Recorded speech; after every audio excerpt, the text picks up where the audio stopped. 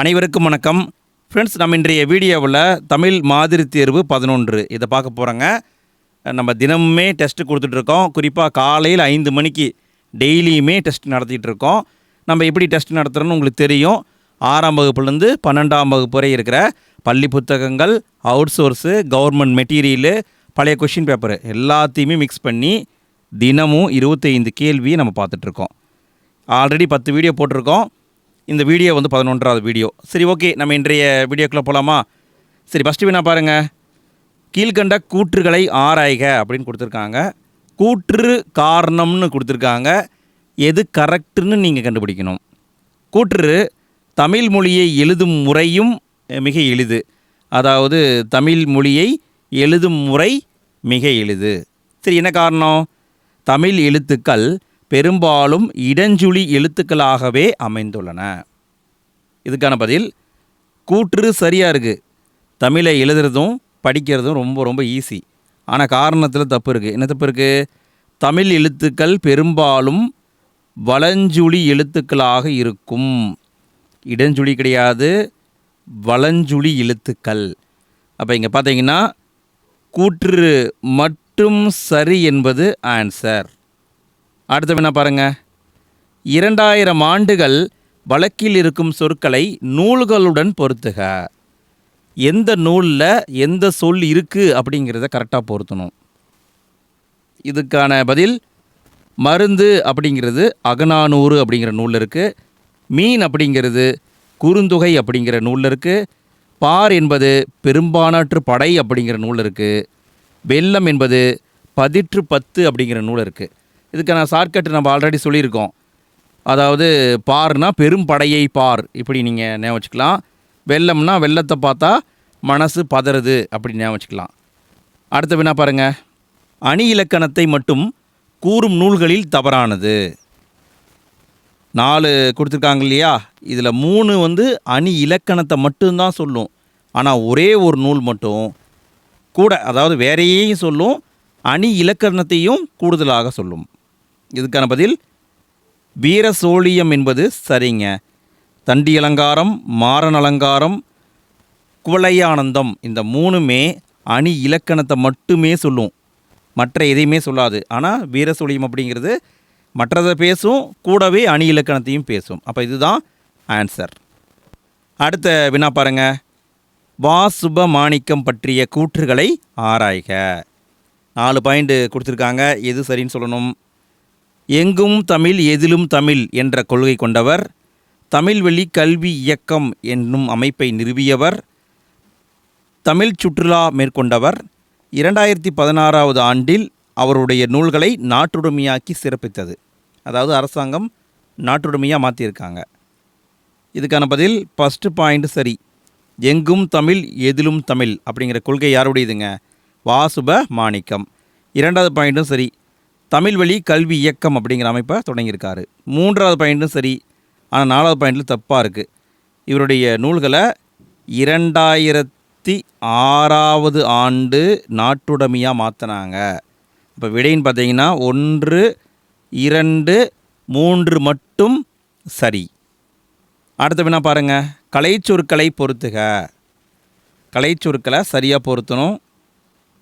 இதுக்கான பதில் ஆர்கியாலஜி அப்படின்னா தொல்லியல், ஆந்த்ரோபோலஜி அப்படின்னா மானுடவியல், எபிகிராஃபி அப்படின்னா கல்வெட்டியல், மைக்காலஜினா பூஞ்சையியல். அடுத்த வினா பாருங்கள். கீழ்கண்ட கூற்றுகளை ஆராய்க.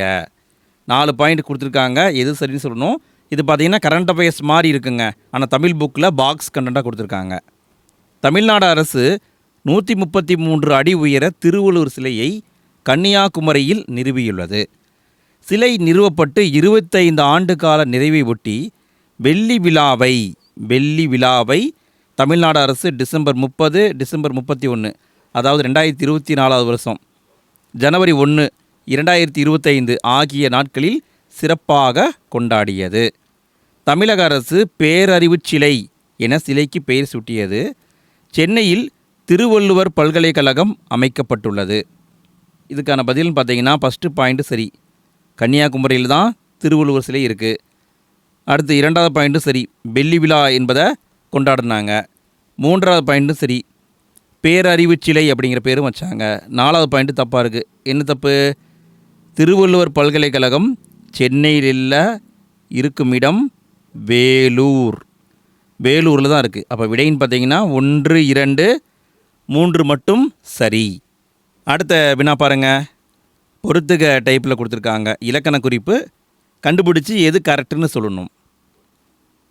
அன்பும் அறனும் இது எண்ணுமை. நன்கலம் என்பது பண்பு தொகை. மறத்தல் என்பது தொழில் பெயர்.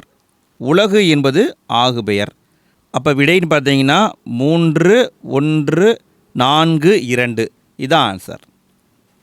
அடுத்த வினா பாருங்கள். கீழ்கண்ட கூற்றுகளை ஆராய்க. 4 பாயிண்ட் கொடுத்துருக்காங்க. எது சரின்னு சொல்லணும். கல்வெட்டுக்கள் கிமு 3ஆம் நூற்றாண்டு முதல் கிடைக்கின்றன. செப்பேடு கிபி 7ஆம் நூற்றாண்டு முதல் கிடைக்கின்றன. வட்டெழுத்து என்பது வளைந்த கோடுகளால் ஆன மிக பழமையான தமிழ் எழுத்தாகும்.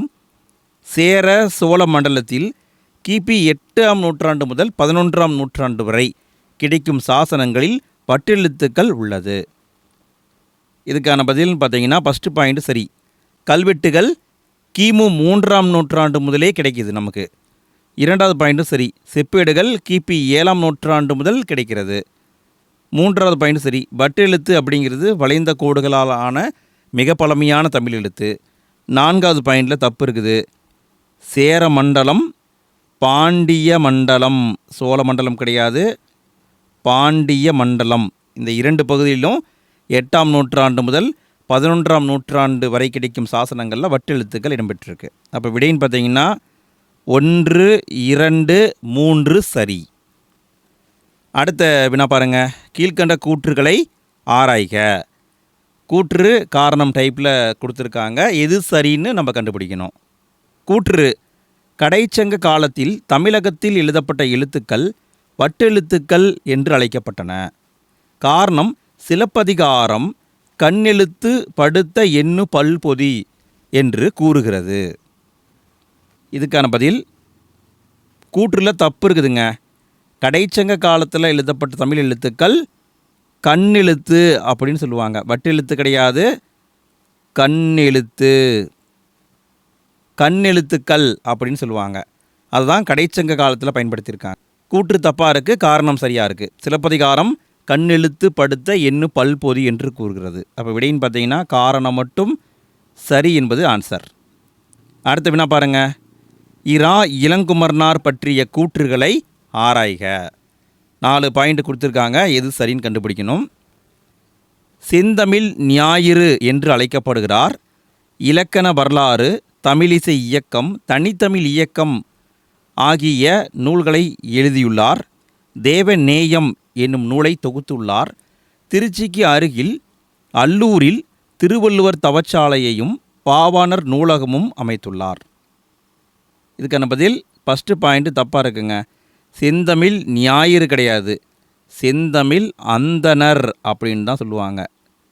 செந்தமிழ் அந்தனர் தான் ரா இளங்குமரனார்.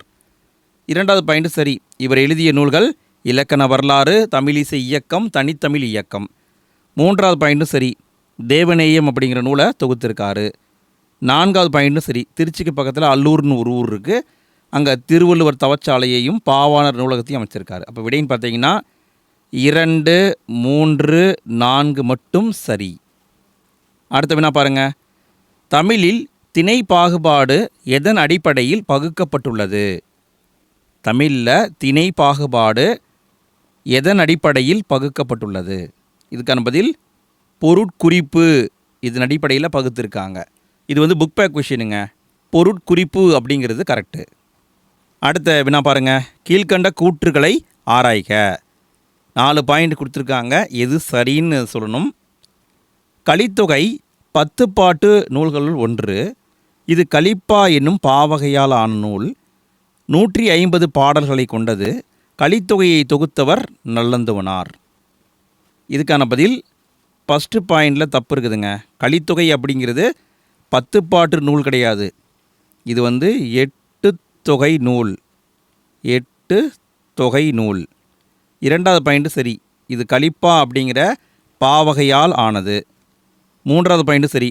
150 பாடல்கள் இருக்குது. நான்காவது பாயிண்ட்டும் சரி. கலித்தொகையை தொகுத்தவர் நலந்துவனார். அப்போ விடைன்னு பார்த்தீங்கன்னா 2, 3, 4 மட்டும் சரி.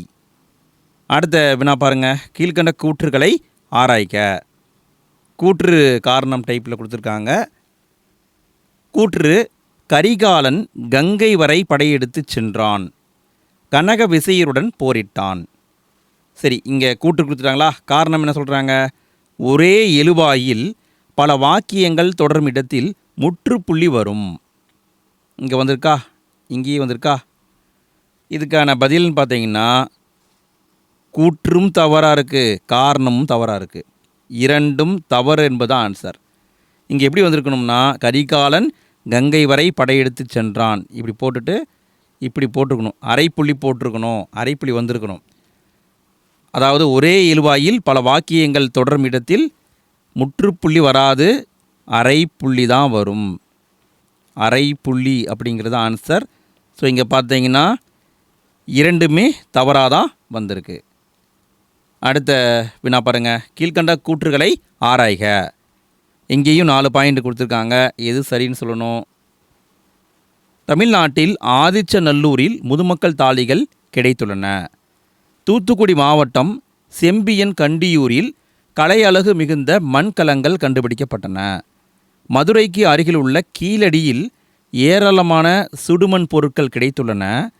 புறநானூறு கூம்போடு மீப்பாய் கலையாது என்று கூறுகிறது. இதுக்கான பதில்னு பார்த்தீங்கன்னா ஃபஸ்ட்டு பாயிண்ட் சரி. ஆதிச்சநல்லூரில் தான் முதுமக்கள் தாழிகள் நமக்கு கிடச்சிருக்கு. இரண்டாவது பாயிண்டில் தப்பு இருக்குதுங்க. செம்பியன் கண்டியூரில் மண்கலங்கள் கண்டுபிடிக்கப்பட்டிருக்கு. ஆனால் இது எந்த மாவட்டத்தில் இருக்குன்னா நாகப்பட்டினம், நாகை அப்படின்னு வரணுங்க. அப்போ இரண்டாவது பாயிண்ட் தப்பு. மூன்றாவது பாயிண்ட் சரி. மதுரைக்கு பக்கத்தில் தான் கீழடி இருக்குது, அங்கே சுடுமண் பொருட்கள் நமக்கு கிடச்சிருக்கு. நான்காவது பாயிண்ட்டும் சரி. புறநானூறு கூம்போடு மீப்பாய் கலையாது என்று கூறுகிறது. அப்போ விடைன்னு பார்த்தீங்கன்னா 1, 3, 4 மட்டும் சரி. அடுத்த வினா பாருங்க. குறிப்பு வினையெச்சம் எதை வெளிப்படையாக காட்டாது? இது புக் பேக் கொஷினுங்க. குறிப்பு வினையெச்சம் எதை வெளிப்படையாக காட்டாது? இதுக்கான பதில் காலத்தை வெளிப்படையாக காட்டாது. குறிப்பு வினையெச்சம் என்பது காலத்தை வெளிப்படையாக காட்டாது. அடுத்த வினா பாருங்க. புறநானூறு பற்றிய கூற்றுகளை ஆராய்க. 4 பாயிண்ட் கொடுத்துருக்காங்க. எது சரி எது தப்புன்னு கண்டுபிடிக்கணும். புறப்பாட்டு புறம் என்றும் அழைக்கப்படுகிறது. 400 அகவற்பாக்களை கொண்டது. சில பாடல்களை ஜியு போப் ஆங்கிலத்தில் மொழிபெயர்த்தார். கிமு 2ஆம் நூற்றாண்டு வரை வாழ்ந்த புலவர்கள் பாடிய பாடல்களின் தொகுப்பாகும். இதுக்கான பதில் ஃபஸ்ட்டு பாயிண்ட் சரி. புறநானூரை புறம் அப்படின்னு சொல்லுவாங்க, புறப்பாட்டு அப்படின்னு சொல்லுவாங்க. இரண்டாவது பாயிண்ட்டு சரி. 400 அகவற்பாக்களை கொண்டது. மூன்றாவது பாயிண்ட்டும் சரி. சில பாடல்களை ஜியு போப் ஆங்கிலத்தில் மொழிபெயர்த்திருக்காரு. நான்காவது பாயிண்டில் தப்பு இருக்குதுங்க. கிபி 2ஆம் நூற்றாண்டு, நல்லா கவனிங்க, கிமு கிடையாது, கிபி 2ஆம் நூற்றாண்டு வரைக்குமே வாழ்ந்தவங்களுடைய பாடல்களை தான் தொகுத்து வச்சுருக்காங்க. அப்போ விடைன்னு பார்த்தீங்கன்னா 1, 2, 3 மட்டும் சரி. அடுத்த வினா பாருங்கள். சொல் பொருள் பொருத்துக. சொல்லையும் அதுக்கான பொருளையும் கரெக்டாக பொருத்தணும்.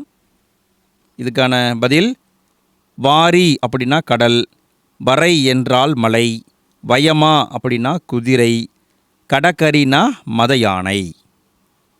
அடுத்த வினா பாருங்க. கலிங்கத்து பரணி பற்றிய கூற்றுகளை ஆராய்க. இங்கேயும் 4 பாயிண்ட் கொடுத்துருக்காங்க. எது கரெக்டுன்னு சொல்லணும். 96 வகை சிற்றிலக்கியங்களில் ஒன்று. வெற்றி பெற்றவர் பெயரால் பரணி வழங்கப்படும். தமிழ் தோன்றிய முதல் பரணி கலிங்கத்து பரணி. 599 தாளிசைகள் கொண்டது. இதுக்கான பதில் ஃபஸ்ட்டு பாயிண்ட்டு கரெக்டு. கலிங்கத்து பரணி அல்லது பரணி அப்படிங்கிறது 96 வகையான சிற்றிலக்கியங்களில் ஒன்று. இரண்டாவது பாயிண்டில் தப்பு இருக்குது. வெற்றி பெற்றவர் பெயரால் எழுத மாட்டாங்க, தோற்றவர் பெயரால் தான் பரணி பாடப்படும். தோற்றவர் அப்படின்னு வரணுங்க. மூன்றாவது பாயிண்ட்டு சரி. தமிழ் தோன்றிய முதல் பரணி கலிங்கத்து பரணி. நான்காவது பாயிண்ட்டு சரி. 599 தாளிசைகள் கொண்டது. அப்போ பார்த்தீங்கன்னா 1, 3, 4 மட்டும் சரி என்பது ஆன்சர். சரிங்க ஃப்ரெண்ட்ஸ், இங்கே ஒரு கேள்வியை நான் உங்ககிட்ட கேட்குறேன். இதுக்கான பதிலை நீங்கள் கமெண்ட்டில் பதிவு பண்ணுங்கள். எனக்கு மிகவும் பிடித்தமான இலக்கியம் ஒன்றென்றால் அது கலிங்கத்து பரணியே. இப்படி ஒருத்தர் சொல்லியிருப்பார். அவர் யார் அப்படிங்கிறத ஸ்கூல் புக்லேயே கொடுத்துருக்காங்க. நீங்கள் படிச்சிருப்பீங்க. கமெண்ட்டில் பதிவு பண்ணுங்கள். அடுத்த வினா பாருங்கள். இயற்கை வாழ்வில்லம் எனப்படும் நூல் எது? இயற்கை வாழ்வில்லம் என்று அழைக்கப்படும் நூல் என்ன? இதுக்கான பதில் திருக்குறளுங்க. இயற்கை வாழ்வில்லம் அப்படின்னா அது திருக்குறள். அடுத்த வினா பாருங்கள். முடியரசன் பற்றிய கூற்றுகளை ஆராய்க. 4 பாயிண்ட் கொடுத்துருக்காங்க. எது சரின்னு சொல்லணும். இயற்பெயர் துரைராசு. பாரதிதாசன் பரம்பரையில் மூத்த தலைமுறை கவிஞர். பெரியார் அண்ணாவிடம் நெருங்கி பழகியவர். வீரகாவியம் என்ற காவியத்திற்கு 1966 தமிழக அரசுடைய பரிசை பெற்றவர். இதுக்கான பதில் ஃபஸ்ட்டு பாயிண்ட்டு சரி. முடியரசனுடைய இயற்பெயர் துரைராசு. 2வது பாயிண்ட்டும் சரி. பாரதிதாசன் பரம்பரையில் மூத்த தலைமுறை கவிஞர். 3வது பாயிண்ட்டு சரி. பெரியார் அண்ணாவிடம் நெருங்கி பழகியவர். 4வது பாயிண்டில் தப்பு இருக்குதுங்க. 1966 தமிழ்நாடு அரசுடைய பரிசை வாங்கினார். ஆனால் பூங்கொடி அப்படிங்கிற நூலுக்காக வாங்கினார். பூங்கொடி என்பது சரி. அப்போ இங்கே விடைன்னு பார்த்தீங்கன்னா 1, 2, 3 மட்டும் சரி. அடுத்த வினா பாருங்கள். சரியான அகரவரிசையை தேர்ந்தெடுக்கவும். இது பார்த்தீங்கன்னா எக்ஸாமில் வந்த வினாங்க. Original question. இதுக்கான பதில் உழவு, ஏர், மண், மாடு. இதை எப்படி கண்டுபிடிக்கணும்னா ஃபஸ்ட்டு உயிரெழுத்து தான் நம்ம சொல்லணும். அடுத்து தான் உயிர்மை எழுத்தை சொல்லணும். அப்படிங்கிறது உயிரெழுத்து. இங்கேயும் வந்திருக்கு, இங்கேயும் வந்திருக்கு. அதுக்கடுத்து ஏ அப்படிங்கிறது உயிரெழுத்து. ஆனால் இங்கே பாருங்கள் உயிர்மை எழுத்து வந்துருச்சு. இங்கே தான் உயிரெழுத்து வந்திருக்கு. அப்போ இங்கே பார்த்தீங்கன்னா இதுதான் ஆன்சர். அடுத்த வினா பாருங்கள். திரிகடுகம் பற்றிய கூற்றுகளை ஆராய்க. 4 பாயிண்ட்டு கொடுத்துருக்காங்க. எது சரி அப்படின்னு கண்டுபிடிக்கணும். ஆசிரியர் நல்லாதனார். 97 பாடல்களை கொண்டது. 18 கீழ்கணக்கு நூல்களுள் ஒன்று. சுக்கு, மிளகு, திப்பிலி என்ற மருந்து பொருட்களை முதன்மையாக கொண்டு அமைந்தது. இதுக்கான பதில் திருக்கடுகத்துடைய ஆசிரியர் நல்லாதனார். கரெக்டு. 97 பாடல்கள் கிடையாது, தப்பாக இருக்குது. மொத்தம் 100 பாடல்கள் இருக்கும். 3வது பாயிண்ட் சரி. 18 கீழ்கணக்கு நூல்களில் ஒன்று. 4வது பாயிண்ட்டு சரி. சுக்கு, மிளகு, திப்பிலி அப்படிங்கிற மருந்து பேரை முதன்மையாக வச்சு வந்திருக்கும். அப்போ பார்த்தீங்கன்னா 1, 3, 4 மட்டும் சரி. அடுத்த வினா பாருங்கள். கீழ்கண்ட கூற்றுகளை ஆராய்க. கூற்று பொருட்கொள்ளர் பொன்னை பரி என்பர். காரணம் ஒரு குழுவினர் ஒரு பொருள் அல்லது ஒரு செயலை குறிக்க தமக்குள் பயன்படுத்தி கொள்ளும் சொற்கள் குழுவுக்குறி ஆகும். இதுக்கான பதில் அப்படின்னு பார்த்தீங்கன்னா கூற்றில் தப்பு இருக்குது. பொற்கொள்ளர் பொன்னை பரின்னு தான் சொல்லுவாங்க. ஆனால் இந்த பரி வந்திருக்கணும். இந்த பரி அப்படின்னா குதிரை. அதனால் இது வரக்கூடாது, தப்பு. காரணம் சரியாக இருக்குது. ஒரு குழுவினர் ஒரு பொருள் அல்லது ஒரு செயலை குறிக்க அவங்களுக்குள்ளே பயன்படுத்தக்கூடிய சொல்லு தான் குழுவுக்குறி ஆகும். அப்போ விடைன்னு பார்த்தீங்கன்னா காரணம் மட்டும் சரி என்பது ஆன்சர். அடுத்த வினா பாருங்கள். கீழ்கண்ட கூற்றுகளை ஆராய்க. 4 பாயிண்ட் இருக்குது. எது சரின்னு சொல்லணும். பல்லவர் கால தூண்களில் யாழி, சிங்கம், தாமரை மலர் போன்ற உருவம் காணப்படுகின்றன. பல்லவர் கால குடைவரை கோவிலின் நுழைவாயில்களில் காவலர் நிற்பது போன்ற சிற்பங்கள் அமைக்கப்பட்டுள்ளது. காஞ்சிபுரம், திருச்சி மலைக்கோட்டையில் பல்லவர் கால சிற்பங்கள் உள்ளது. கும்பகோணத்தில் தமிழ்நாடு அரசு சிற்ப கல்லூரியை நடத்தி வருகிறது. இதுக்கான பதில் ஃபஸ்ட்டு பாயிண்ட்டு சரி. பல்லவர் கால தூண்களை எடுத்து பார்த்தோம்னா அதில் யாழியுடைய உருவம், சிங்க உருவம், தாமரை மலர்லாம் இருக்கும். கரெக்டு. 2வது பாயிண்ட்டும் சரி. பல்லவர் காலத்தில் குடைவரை கோயில்களை உருவாக்குனாங்க. அந்த கோயில்களில் காவலர் நிற்பது போன்ற சிற்பங்கள் அமைச்சிருக்காங்க. 3வது பாயிண்ட்டும் சரி. காஞ்சிபுரம், திருச்சி மலைக்கோட்டையில் பல்லவர் கால சிற்பங்களை நம்ம பார்க்கலாம். 4வது பாயிண்ட்டு தப்பாக இருக்குது. தமிழ்நாடு அரசுடைய சிற்பக் கல்லூரி எங்கே இருக்குன்னா மாமல்லபுரத்தில் இருக்குதுங்க. மாமல்லபுரம். அதனால் 4வது பாயிண்ட்டு தப்பு. இப்போ விடை 1, 2, 3 மட்டும் சரி. அடுத்து 25வது கேள்வி, கடைசி கேள்விங்க. Friends, video பிடிச்சிருந்ததா? வீடியோ யூஸ்ஃபுல்லாக இருந்தது, உங்களுக்கு பிடிச்சிருக்கு அப்படின்னா மறக்காமல் லைக் போடுங்க. வீடியோ பற்றிய ஃபீட்பேக்கை கமெண்ட்டில் பதிவு பண்ணுங்கள். உங்கள் ஃப்ரெண்ட்ஸ்க்கு ஷேர் பண்ணுங்கள். டெய்லியுமே நம்ம டெஸ்ட் நடத்திக்கிட்டு இருக்கோம். நாளைக்கும் பார்த்தீங்கன்னா காலையில் 5 மணிக்கு நம்ம வீடியோவாக கொடுத்துருவோம். டெஸ்ட்டு போட்டு பாருங்கள். டெய்லியுமே ப்ராக்டிஸ் பண்ண நமக்குள்ளே நிறைய ஸ்கில் வளரும். இப்போல்லாம் இப்படி தான் எக்ஸாமில் கேட்குறாங்க. ஸோ இப்படி பயிற்சி எடுக்கிறது தான் ரொம்ப பெட்டராக இருக்கும். சரி, கடைசி வினா பாருங்கள். கீழ்கண்ட கூற்றுகளை ஆராய்க. கூற்று கொக்கு கூட்டல் யாது என்பது கொக்கு யாது என புணரும். காரணம், குற்றியலுகரச் சொற்களை தொடர்ந்து யகரத்தை முதல் எழுத்தாக கொண்ட சொற்கள் வரும் பொழுது குற்றியலுகரத்தில் உள்ள இகரம் உகரமாக மாறும். இகரம் அப்படிங்கிறது உகரமாக மாறும். இதுக்கான பதில் அப்படின்னு பார்த்தீங்கன்னா கூற்று காரணம் இரண்டுமே தவறுங்க. கொக்கு கூட்டல் யாது அப்படிங்கிறது கொக்கியாது அப்படி தான் வரணும். கொக்கியாதுன்னு வரணும். என்ன காரணம்? குற்றியலுகரச் சொற்களை அடுத்து யகரத்தை, அதாவது யா, இந்த யகரத்தை முதல் எழுத்தாக கொண்ட சொற்கள் வந்தால் குற்றியலுகரத்தில் உள்ள உகரம் அப்படிங்கிற எழுத்து இகரமாக மாறும். அதான் கொக்கியாது. சரிங்களா? அப்போ இரண்டுமே தப்பாக வந்திருக்குங்க. அவ்வளோதான் ஃப்ரெண்ட்ஸ், நம்ம இன்றைய வீடியோவில் 25 கேள்வியை பார்த்துருக்கோம். எத்தனை கேள்விக்கு உங்களுக்கு ஆன்சர் தெரிஞ்சது மறக்காமல் கமெண்ட்டில் பதிவு பண்ணுங்கள். அடுத்த வீடியோக்கான லிங்க்கை நான் எண்டு ஸ்க்ரீனில் கொடுத்துருக்கேன். இது வரைக்கும் நம்ம போட்ட வீடியோக்கான பிளேலிஸ்ட்டை ஃபஸ்ட்டு கமெண்ட்டில் கொடுத்துருக்கேன். கிளிக் பண்ணி பாருங்கள். அடுத்த வீடியோவில் நம்ம மீண்டும் சந்திப்போம். அனைவருக்கும் இனிய காலை வணக்கங்கள்.